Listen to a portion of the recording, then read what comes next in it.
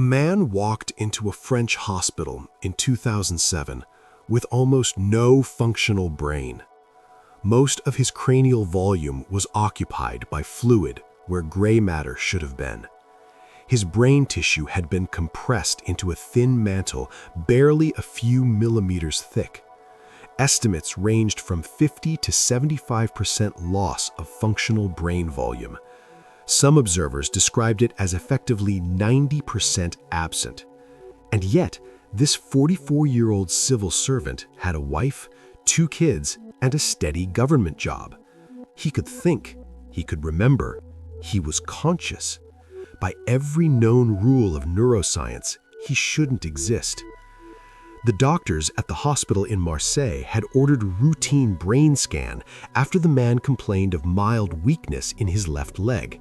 Nothing urgent, nothing alarming. They expected to find a minor issue, maybe a pinched nerve, maybe a small lesion. Instead, they found a skull that was nearly hollow. Where there should have been the wrinkled folds of cerebral cortex, the part of the brain responsible for thought, memory, language, personality, consciousness itself, there was mostly empty space. A massive chamber of spinal fluid occupied the interior of his head, compressing what little brain tissue remained into a thin layer pressed against the inside of his skull like wet paper. The damage was catastrophic. Decades of hydrocephalus had been silently crushing his brain from the inside, leaving only a fraction of what should have been there. And this man was living a completely normal life. Dr. Lionel Fouillet and his team at the Université de la Méditerranée published the case in The Lancet, one of the world's most prestigious medical journals. The man's IQ tested at 75, below average, yes, but functionally cognitive. He navigated the world, he held conversations, he remembered his past, he recognized his family. The engine was missing, but the car was still on the road. This man should have been in a vegetative state, unresponsive and unaware, perhaps never having developed a sense of self at all. But he wasn't. This wasn't some bizarre one-off anomaly either. Back in the 1980s, neurologist John Lorber at Sheffield University studied dozens of hydrocephalus patients and found the same impossible pattern repeating. Several of his patients had massive brain loss and were living normal lives. Some showed reported IQ scores in the normal to high range, despite having virtually no detectable cerebral cortex. Lorber looked at case after case and finally asked a question so unsettling that mainstream neuroscience mostly chose to ignore it. Is your brain really necessary? The answer, according to everything we've been taught, must be yes. Consciousness is what the brain does. It emerges from neurons firing, from synaptic connections, from electrochemical storms dancing across billions of brain cells. Destroy the brain and you destroy the mind. That's the foundation. That's the bedrock every theory of consciousness rests on. But here stood a man with almost no brain and a mind that refused to disappear. What if everything we've been taught is backwards? What if the brain doesn't create your thoughts at all? What if it's doing something else entirely, something we've been too blind to see because we've been asking the wrong questions for the last 300 years?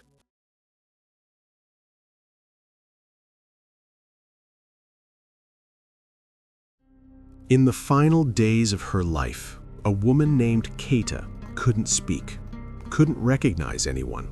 Advanced dementia had destroyed her mind so completely that she existed in a fog of confusion, unable to form coherent sentences or recall even the most basic memories. Her brain was riddled with the plaques and tangles of Alzheimer's, physical devastation visible on every scan. Large networks of neurons responsible for memory and language were non-functional. And then, hours before she died, something impossible happened.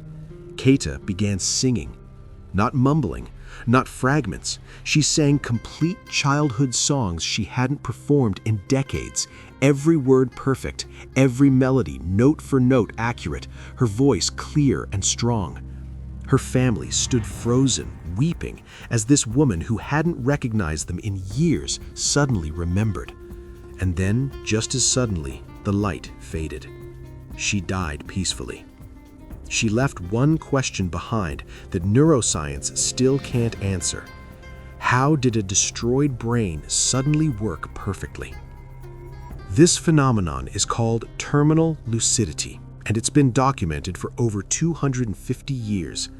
Dr. Michael Naum, a German biologist, conducted one of the most comprehensive studies on the subject, reviewing medical literature going back centuries. Case after case emerged.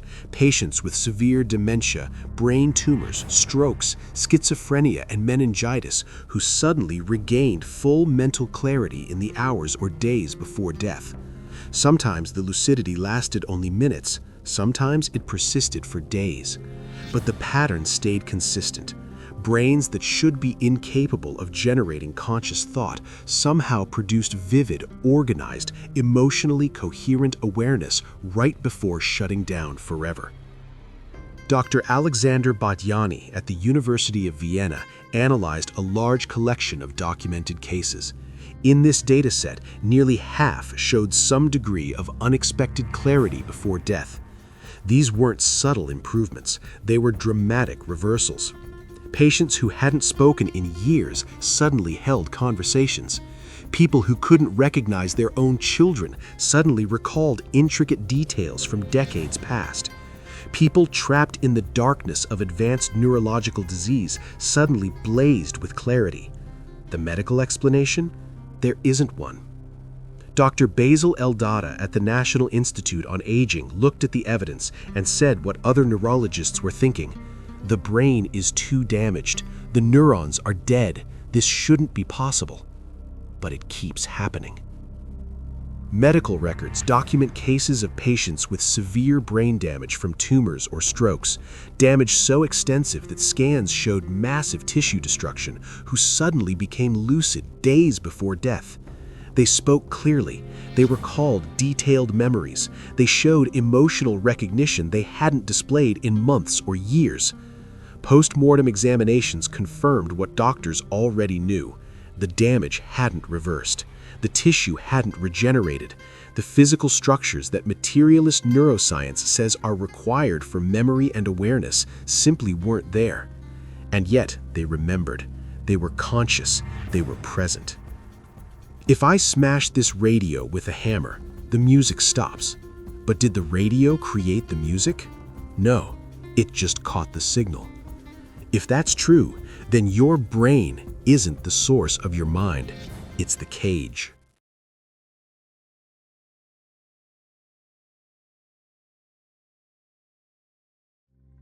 What if your brain's job isn't to create consciousness, but to block most of it out? In 1898, Harvard psychologist William James said something that unsettled his colleagues. The brain might be a filter, not a factory. It doesn't produce thoughts, it restricts them. It takes an infinite ocean of awareness and narrows it down to a tiny, manageable stream, just enough to keep you alive and functioning on this planet, but nowhere close to what's actually out there. Decades later, novelist and philosopher Aldous Huxley revisited this idea after his experiments with mescaline, documented in his 1954 book, The Doors of Perception.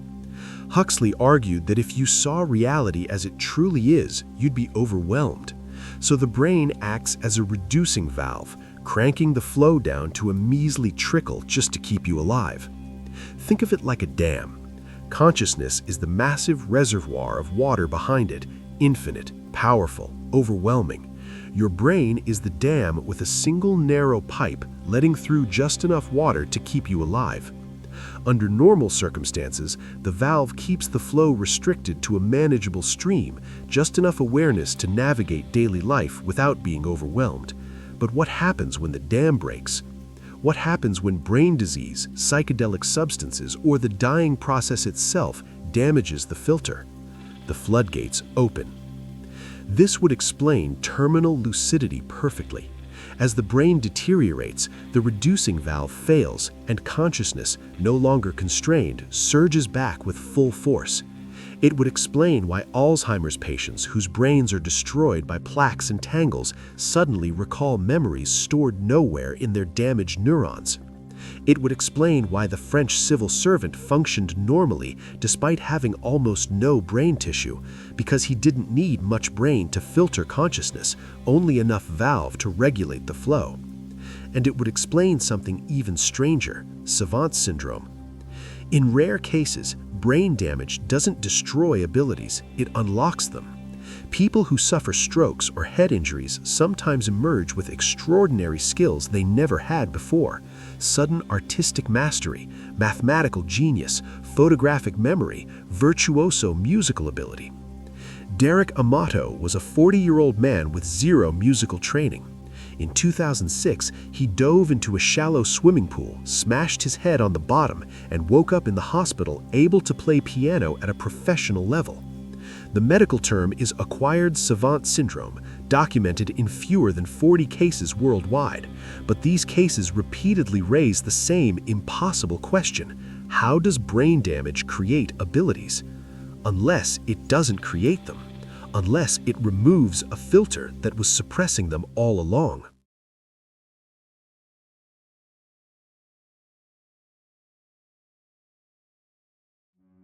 You have two separate minds inside your skull right now, and you've never noticed.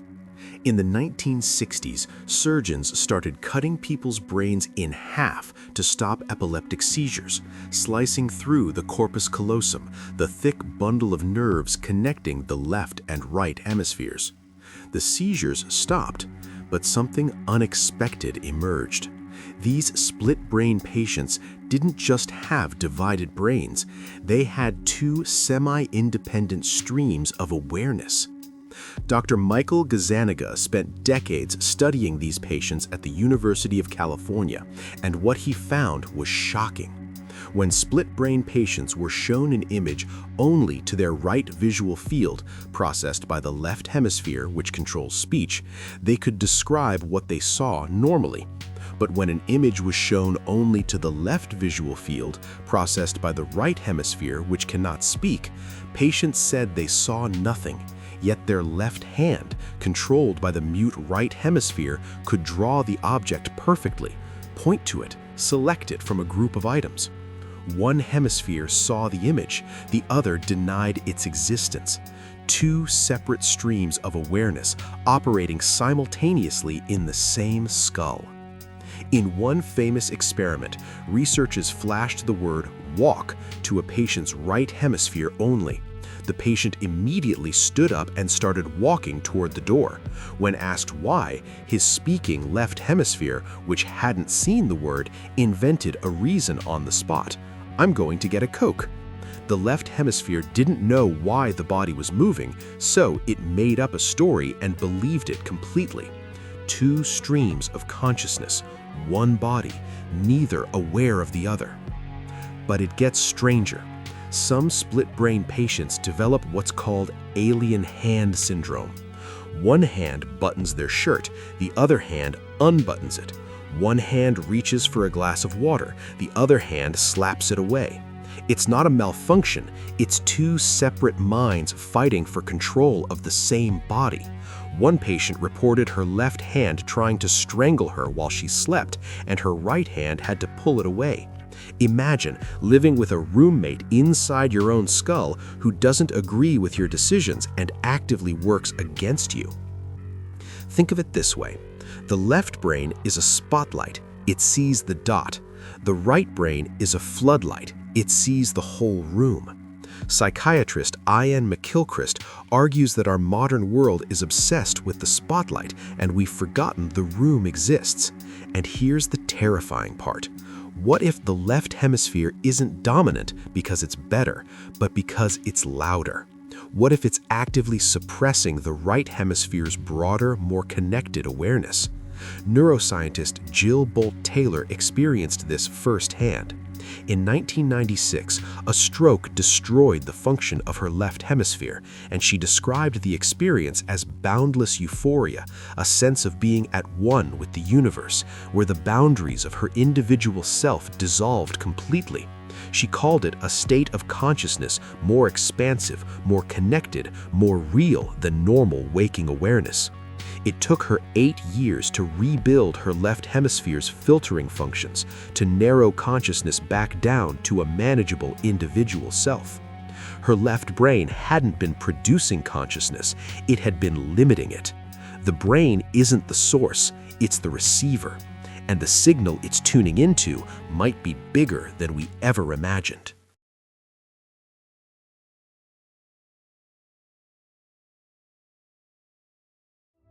You are not your brain. That's the conclusion staring us in the face after examining the impossible man with almost no functional brain tissue, the dementia patients who suddenly awaken before death, the savants whose brain damage unlocks genius, and the split-brain patients harboring two semi-independent streams of consciousness in one skull.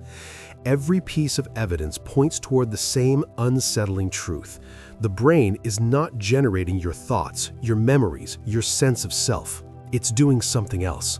It's filtering, it's limiting, it's narrowing down an infinite signal into a stream of biological usefulness. And when that filter breaks through disease, damage, or death, consciousness doesn't disappear, it floods back in. But if the brain is a receiver and not a generator, what is it receiving? Where is the signal coming from? Dr. Sam Parnia has spent decades studying what happens to consciousness during cardiac arrest, when the heart stops and the brain shows no measurable cortical activity on standard EEG. His research on hundreds of patients revealed something that shouldn't be possible: awareness persisting during clinical death. People report vivid experiences, coherent thoughts, memories forming, all while their brain shows no detectable cortical function. Parnia put it directly: there is no science that shows us how brain cells can generate thoughts. A single brain cell produces proteins. How can that suddenly lead to this incredible phenomenon of thought and awareness? That's called the problem of consciousness. There is no science to address it. He suggests the brain may be a receiver, not a creator, like a computer accessing the internet. Without the computer, you can't access the internet. Damage the computer and you don't see signs of the internet working, but that doesn't mean the computer is producing the internet.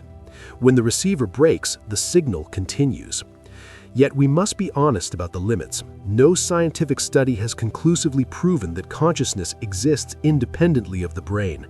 The cases of terminal lucidity, hydrocephalus patients with minimal brain tissue, and split brain phenomena are real and documented, but they remain mysteries that current neuroscience cannot explain. What we do have is this: the materialist claim that the brain creates consciousness cannot account for its own anomalies. Men with virtually no functional brain tissue remain conscious. Dying brains with destroyed neural networks suddenly produce vivid awareness. Brain damage sometimes unlocks abilities instead of destroying them. The evidence keeps piling up in ways the production model cannot explain. And if that's true, then the greatest mystery isn't what happens when you die. The greatest mystery is what happens right now, while you live. As you process these words, your brain might be suppressing far more than it reveals, filtering out vast oceans of consciousness, narrowing infinite awareness down to this single stream of focused attention. You might be far more than you realize, experiencing far less than you truly are, living as a deliberately constrained version of something boundless. The French civil servant walked into a hospital with almost no brain and walked out with his sense of self intact. Terminal lucidity patients spend years trapped in dementia's darkness, then suddenly blaze with clarity before death. Stroke victims lose large portions of brain function and report access to cosmic unity.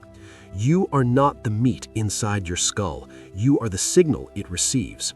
And when the receiver finally breaks, when the filter collapses, when the reducing valve shatters and the floodgates open wide, perhaps that's not the end at all. Perhaps that's when you finally experience what you always were: consciousness itself, unfiltered, unlimited, and utterly free. The brain does not create you, it constrains you. And one day, you'll discover what exists beyond those constraints. Whether you're ready or not, the signal is waiting. It always has been. If this journey into the nature of consciousness left you questioning everything you thought you knew about your own mind, you're exactly where you should be. We dive into reality's deepest mysteries every week here on Dark Dimensions X, exploring the edges of science, consciousness, and the unexplained. Subscribe and join us as we continue unraveling the fabric of existence itself. What do you think? Is your brain creating your consciousness or simply tuning into it? Share your perspective in the comments below. Until next time, stay curious, stay questioning, and remember, you might be far more than you ever imagined.